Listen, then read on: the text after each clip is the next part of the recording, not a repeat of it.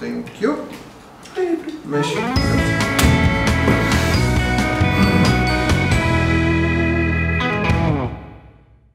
اهلا بيكم في تلسكوب. انا احمد عماد وانا محمد مكاوي. احنا بقالنا 4 حلقات ودي الخامسه.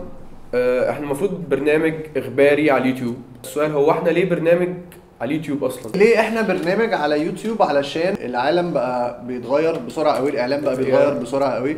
الناس دلوقتي بتتكلم على فيسبوك ويوتيوب على ان هم نيو ميديا او على ان هم اعلام جديد. هو بالمناسبه يوتيوب وفيسبوك بقى لهم 10 سنين، فوق ال 10 سنين.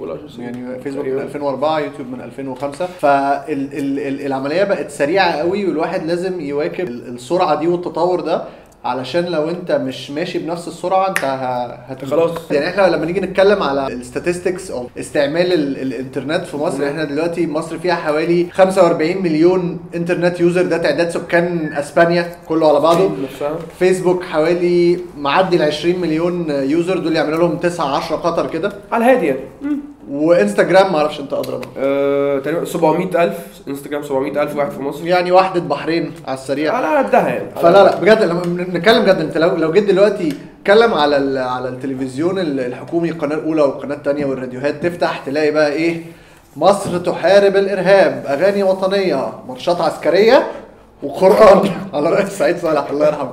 فلا بجد والله نتكلم على ان ازاي الاتجاه والشحن ناحيه الارهاب والحرب على الارهاب. موضوع داعش يعني كلنا ممكن نفتكر ان داعش عامله حرب علينا، فاحنا اللي يجي في دماغك ايه مثلا؟ حرب؟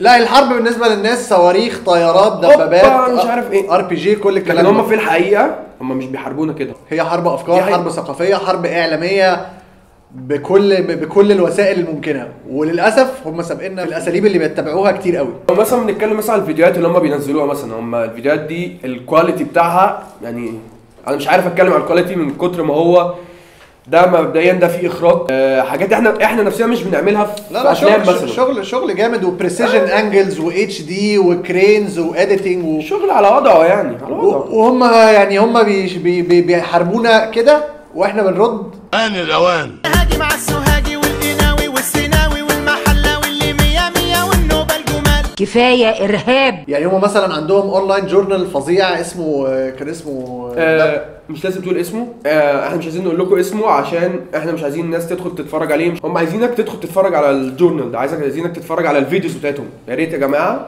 محدش يتفرج على الفيديوز بجد يعني. ماشي. ابوكم بس بغض النظر عن الاسم، عندهم اونلاين جورنال مرعب بكواليتي فظيعه، جرافيك ديزاين تحفه، كانك تتفرج على حاجه على نيويورك تايمز او وول ستريت جورنال او حاجه، في حين ان احنا الجرايد والمجلات بتاعتنا برضو شكلها عامل كده.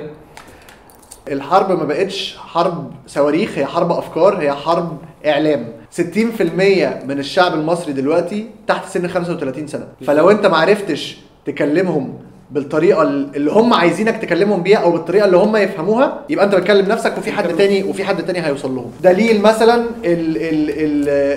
اسلام يكن. يعني اسلام يكن شاب مصري، هو كان في مدرسه فرنسيه، يعني متعلم كويس. فجاه كان بيروح الجيم مع اصحابه. شاب طبيعي، جيم وخروجات وكان عامل فورمه تمام، وفجاه عايز تدين بيروح الجيم بس. تمام، كل واحد عايز يتدين براحته. فجاه الناس دول ابو سلمة الداعشي وبقى حاجه تانية خالص. ما بنتكلمش على اسلام يكن كشخص او لشخصه، احنا بنتكلم يعني على الفكره دي، الموديل ده، ان انت عندك واحد كان معتدل طبيعي، طالب عادي، بعد كده بقى الجيم، بعد كده معتدل، واحد عادي يعني طبيعي زيك. يعني هي حته ايه؟ ان هو لو حد ملوش هدف في الحياه قوي وحد تاني عرف يديله الهدف في الحياه، عرف يوصل له بالطريقه اللي هو عايز يتكلم بيها، هتلاقيه بقى حاجه تانية خالص غير اللي انت كنت حاطه في دماغك. عن طريق السوشيال ميديا عرفوا يوصلوا له، وهو بقى يجيب صحابه كمان يعني. فنرجع ونقول الدنيا بتتغير من حوالينا بسرعه مرعبه، واحنا لازم نمشي بنفس السرعه دي، يا اما ناس كتيره قوي هتسبقنا وهنلاقي نفسنا في الاخر احنا بنكلم نفسنا في المرايه ومحدش سامعنا. ده راينا احنا.